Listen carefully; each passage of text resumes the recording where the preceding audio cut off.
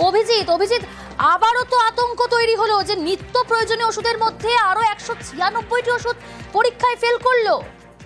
নিঃসন্দেহে প্রিয়াঙ্কা, এবং বলা যেতে পারে প্রত্যেক মাসে কেন্দ্রীয় ড্রাগ কন্ট্রোল, রাজ্য ড্রাগ কন্ট্রোল তারা যে বিভিন্ন ওষুধের নমুনা পরীক্ষা করছে, সেই নমুনায় বেশিরভাগ ওষুধ পরীক্ষায় ফেল করছে।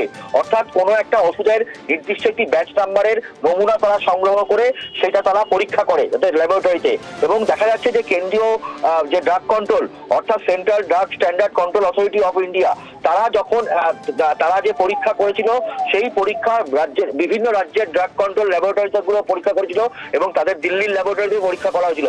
196টি ওষুধ সেগুলো হচ্ছে দেখা যাচ্ছে যে সেগুলো গুণগত মানে সঠিক নয়, যার মধ্যে অ্যান্টাসিড, হজমের সমস্যার জন্য যে ওষুধ রয়েছে হচ্ছে যে প্যান্টোপ্রাজল গ্রুপের ওষুধ অর্থাৎ গ্যাসের ট্যাবলেট রয়েছে, চোখের জ্বালা যন্ত্রণা দূর করতে যে ওষুধ ব্যবহার করা হয় সেই ওষুধ, প্রসবের আগে এবং পরে ব্যথা ও যন্ত্রণা কমানোর যে ওষুধ দেওয়া হয় সেই ওষুধ, মানে জীবনদায়ী ওষুধ রয়েছে।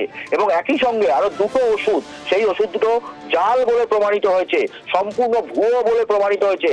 অ্যানিমিয়া ঠেকানোর একটা ইনজেকশন, খুব গুরুত্বপূর্ণ ইনজেকশন, এবং ভিটামিন D3 ট্যাবলেট, এই দুটো জাল প্রমাণিত হয়েছে। ফলে বলাই যাচ্ছে প্রত্যেক মাসে যেভাবে শয়ে শয়ে ওষুধ এইভাবে গুণগত মানে উত্তীর্ণ হচ্ছে না, ফলে আমরা যে নিত্য প্রয়োজনীয় ওষুধ খাচ্ছি সেই ওষুধগুলো কতটা সঠিক তা নিয়ে যথেষ্ট সন্দেহ থেকে যাচ্ছে। প্রিয়াঙ্কা। বেশ।